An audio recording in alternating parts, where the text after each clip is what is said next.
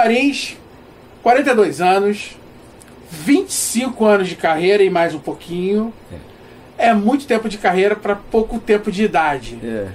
Session Man, número 1, Guitar Man da Preta Gil há 16 anos. Sim. Educador, empreendedor. Define aí você como profissional isso? Define sim. E como é que você...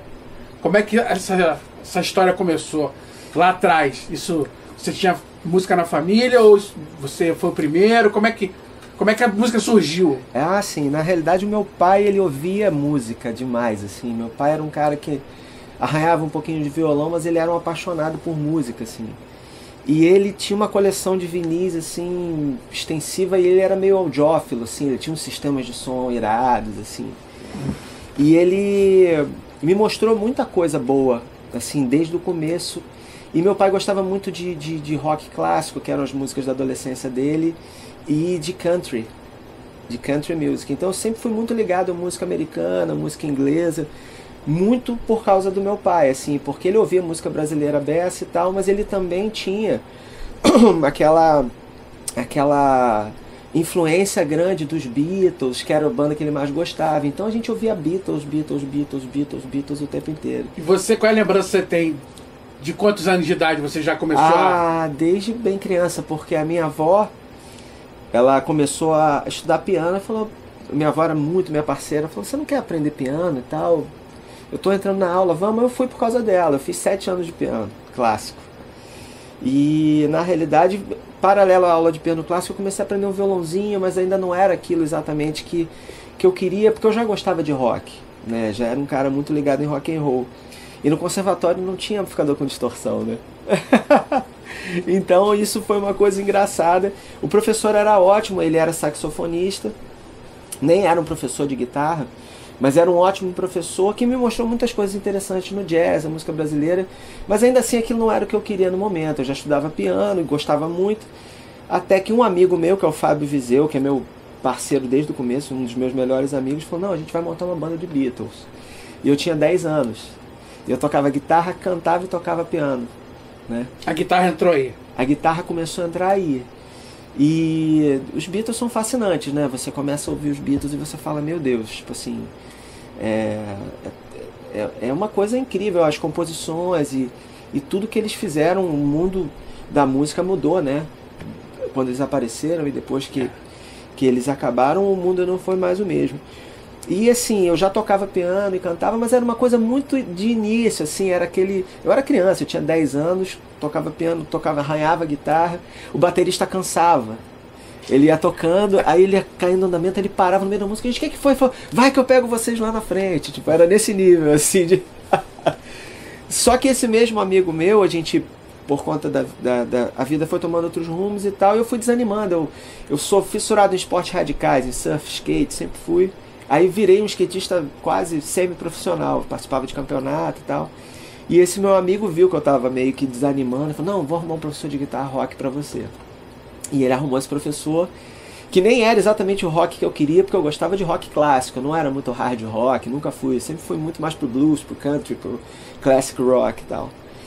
E aí arrumou o Marcelo Pichu, e ele começou a me passar as técnicas de rock, e aí a gente montou uma banda chamada Safra 70. Né, que era uma banda que só tocava de Purple, Led Zeppelin e Rush, basicamente. Foi minha primeira... Bom, né?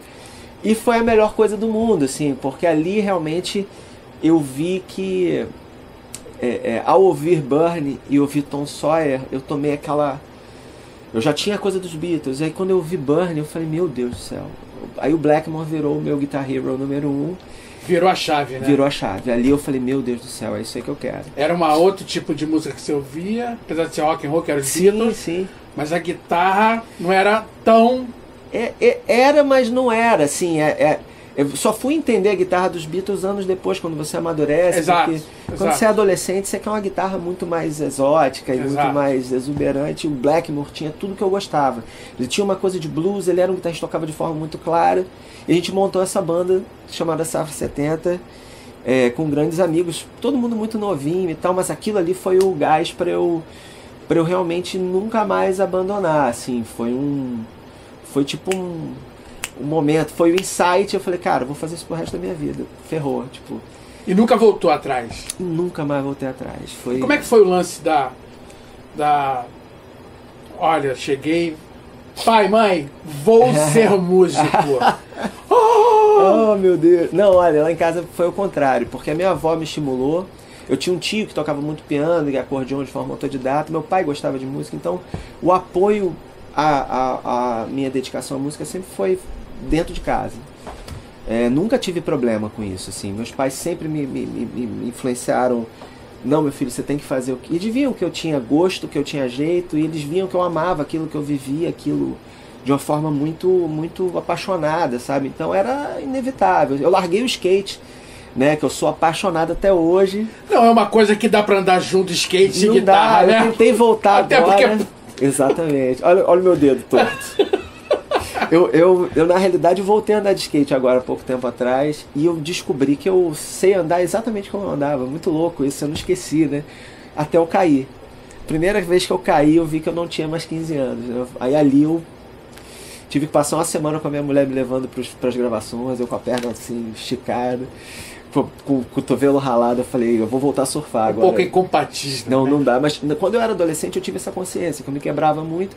E com 15 anos eu falei, cara, eu ando de skate e eu toco guitarra. E aí eu parei de andar de skate e doeu, assim, sabe? Continuei apaixonado pelo skate, mas o mundo do skate perdeu um grande profissional e a guitarra ganhou outro. Provavelmente. Mas enfim, quando eu tinha essa idade, 15 para 16 anos, a gente montou essa banda e aí eu comecei a estudar igual louco, né? E assim, eu fui realmente almejando uma coisa mais profissional. A minha banda, a Safra 70, teve várias formações e tal, mas a galera era muito apaixonada pelo rock e eu queria trabalhar com música. Eu não sabia nem tocar guitarra limpa, na realidade, era só drive, né? Aquela coisa bem... Power chords, todas as músicas de Purple. Eu ia para os churrascos e o pessoal falava, toca uma música aí no violão, eu tocava os de Purple. Não, música normal. Não era... Pô, mas não é normal? Não é normal, mas aí eu descobri que eu tinha que aprender a tocar. Legião Urbana. Exatamente. E foi ali que eu vi que eu realmente não podia ser um cara muito taxativo no sentido, eu só toco isso. Se eu quero ser profissional, eu tenho que aprender outras coisas. E aí sim, eu comecei a estudar guitarra de uma forma mais ampla. E como é que foi a formação do estudo? Sim. Como é que isso partiu?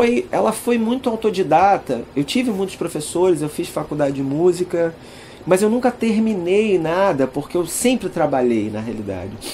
Eu acho que o meu maior professor foi o trabalho com música mesmo. Estrada. Eu me profissionalizei com 17 anos, então eu já tocava em bandas de baile, eu gravava tinha um selo de uma gravadora aqui em Niterói, chamada Niterói Discos, você conhece. E o Marco Sabino, que era um dos produtores, ele foi o primeiro cara que me botou para gravar. E eu gravei muito com ele, muitos discos, e ali eu tomei gosto pelo estúdio, assim, pela produção e por isso tudo. E ali, assim, nesse momento eu tive que sair da banda e entrar numa banda de baile e gravar e realmente abrir a minha cabeça para outros mundos musicais. Eu tive que aprender vários estilos, eu toquei com artistas, acompanhei muitos artistas locais aqui em Niterói e até o momento que eu conheci, assim, foi quando eu comecei realmente a trabalhar no nível mais profissional, quando eu conheço o Fábio Lessa, desde muito novo, né? A gente é amigo desde que eu sou adolescente, e a gente montou uma banda, e aí essa banda se chamava Triodélica, era um trio, e esse trio a gente acabou fazia covers de rock, era uma banda já bem profissional, eu, o Fábio e o Wallace Cardia, e a gente era a banda que acompanhava vários artistas. E a partir daí a gente começou realmente a ir para outros lugares. O Fábio já era um músico muito atuante e tal. E foi ali que eu comecei a trabalhar profissionalmente, realmente acompanhando muitos artistas, e várias coisas começaram a acontecer na minha vida. Aí eu saí, teoricamente, de Niterói no sentido profissional, né? Antes eu só trabalhava aqui com a Niterói Discos, os artistas daqui. A partir daí a coisa meio que abriu e eu fui para outras esferas musicais. E o que te dá mais prazer? É ser realmente um músico de estúdio ou tá no palco? Olha, eu vou te falar que durante muito tempo foi estar no palco, mas hoje o estúdio para mim, ele é, tanto gravando quanto produzindo, para mim é um lugar, é um ambiente que eu gosto, assim. Eu vivi por muito tempo tocando né, viajando muito e até hoje viajo e tal, mas você paga um preço, assim, né, da distância da família, saúde. Então o estúdio, apesar de ser muito sedutor e você poder fazer a mesma coisa, ficar virando no estúdio, hoje em dia eu já não tenho mais condição de fazer isso, né? Já tive muito problema de saúde por conta de falta de sono, alimentação ruim, viagens e fuso horário e tal. Então hoje o estúdio pra mim ele é o lugar que eu mais gosto de estar, e gosto de estar no palco também, não deixo de estar. Sinto falta, quando a coisa para um pouco eu fico meio... quando volto é sempre aquela, que legal, mas realmente... meio que o mal necessário. Não é... Dá aquela... Tá deixa você vivo. Sabe, as viagens são bacanas e você acaba conhecendo outras culturas, conhecendo outras pessoas, né, tocando em outros lugares e assim, mas o estúdio pra mim hoje, assim, produzir, gravar guitarra e violão e fazer arranjo pra mim hoje é muito legal, e tocar as minhas músicas, né, poder produzir minhas músicas e apresentar essas músicas no palco é uma coisa nova que eu tô vivendo, assim, é bem instigante, assim, é uma coisa bem... Cara, vou fazer um show, aí é seu show, sabe? Aí a coisa do palco, ela se renova, né? Tipo, você vai fazer o seu show, as pessoas vão pra ver o seu trabalho. Então é bem interessante. Você falou no início do nosso papo que Rich Blackmore, que pra quem gosta de rock and roll é um dos grandes mestres da guitarra. Mas percebe-se no seu tocar que você teve outros... Sim. Estudou outros guitarristas. Sim. Quem foram esses caras? Cara, o primeiro guitarrista que eu vi tocar na minha frente, assim, que me deixou muito chocado, foi o Paulinho Guitarra, né? O Paulinho, eu lembro que eu fazia aula com um professor chamado Cláudio Bess, que é o guitarrista da Taurus. Meu camarada. Meu irmãozaço, um amor. E eu fazia aula de guitarra com ele na época, e aí teve um workshop do Paulinho Guitarra. Ele falou: Ricardinho, você tem que ir, porque tem tudo a ver com o seu jeito de tocar e tal. Eu fui. E, cara, o Paulinho tava, eu acho que numa fase inspiradíssima, assim, né? E eu cheguei no workshop cheio, ele tocando todas, e do jeito que eu gostava, porque o Paulinho, ele tem a linguagem dele, né? E que vem da década de 70, porque ele é dali daquela época. Então, eu ouvindo, eu escutava nele os grandes guitarristas de blues que eu gostava, eu escutava o Jeff Beck, eu escutava... algumas coisas assim, meio Rich Blackmore. Eu falei, cara, calma aí, esse cara na minha frente tá tocando tudo aquilo que eu gosto, é sério. E o Cláudio fez uma pegadinha comigo e falou: pô, ô Paulinho, tem uns alunos meus aqui que adorariam fazer um som com você e tal. Aí eu falei, cara, quem vai ser o maluco, né? Aí o Cláudio batendo minhas costas: Ricardinho, senta ali com ele, toca ali um pouquinho com ele. Porra, vem cá e tal. Ele foi um amor. A gente fez uma jam, ele foi aquele dia pra mim foi tipo uma... assim... Ali eu vi um profissional atuante que era o Guitar Hero, assim, até hoje é o meu Guitar Hero número 1, assim, pessoal, sabe? O meu Guitar Hero do coração, no sentido de que a gente tem uma relação muito bacana. E ele foi o cara que me acolheu e que me fez querer ser músico profissional.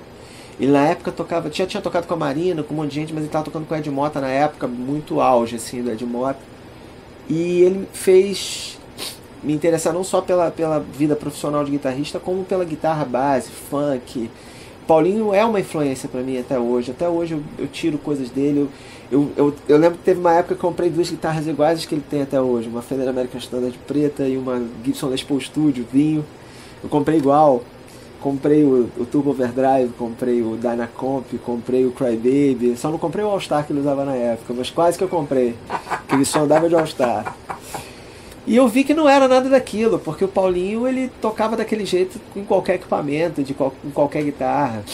E até hoje ele é pra mim um ícone da guitarra, e é uma pena que o país que a gente vive não valorize esses ícones. Eu vejo artistas, inclusive guitarristas de sucesso, sendo pouco reconhecidos, sabe? Assim, pessoas tão importantes como Sérgio Dias, guitarristas que pra mim assim, são definitivos assim, na música, né? Esse é o nosso papel. Exatamente. Resgatar isso, porque Paulinho Guitarra, o Sérgio Dias, que é um cara que eu acho assim incrível. Pra mim era o Rich Blackmore brasileiro mesmo, sabe? Assim, aquele disco do Mutantes, que já não tinha mais a Rita, tudo foi feito pelo Sol. Sensacional. É que era um disco... Aliás, a banda ali tava... bicho, era o Antônio Pedro, Paul de Castro. Tinha o tecladista, era o... Não sei se era Luciano Alves. Luciano Alves, só Hammond.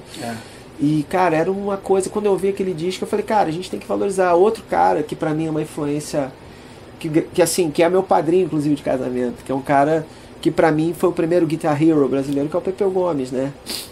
O Pepeu, eu toquei muitos anos com ele e foi uma estrada e um aprendizado assim gigante. O Pepeu pra mim é um ícone também, e de uma inteligência musical absurda, de uma genialidade sem tamanho, assim, sabe?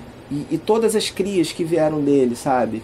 O Davi Moraes, o Pedro Baby, que é muito importante na minha carreira, um grande amigo e pra mim é um músico excepcional também. O Davi é um cara que conhece o Pepeu desde que nasceu, então tem muita coisa dele, muita originalidade no playing dele também, que é um grande amigo.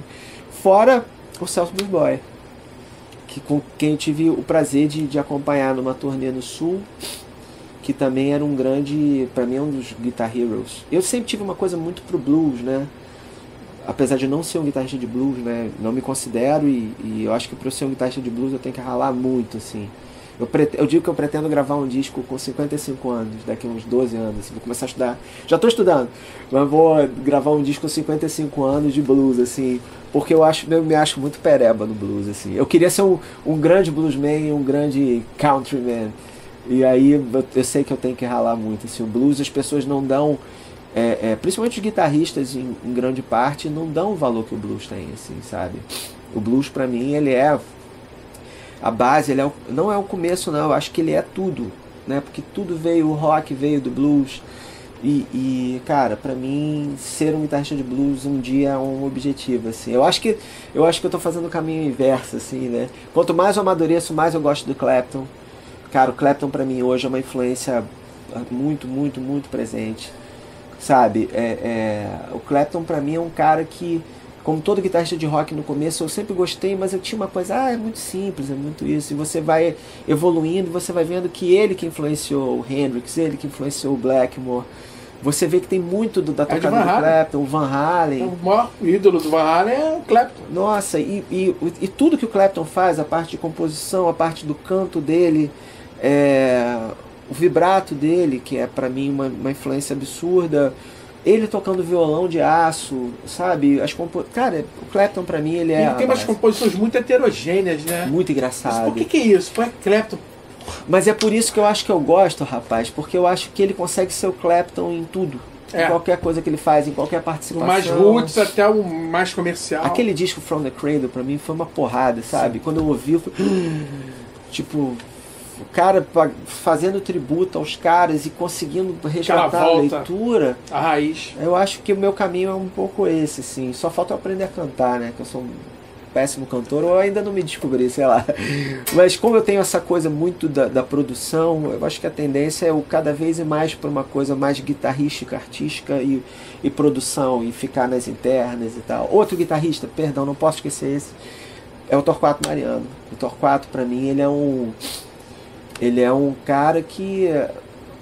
Ele é quase um guru, assim, né? Porque ele é um produtor, arranjador, ele já trabalhou em todos os meandros e meios da música possíveis. É um guitarrista extremamente autêntico, extremamente rico, extremamente autodidata, assim, também, sabe? Uma coisa que me deixa meio... Assim como o Pepeu, eu vejo eles tocando, como é que esse cara pode ter sido tão autodidata?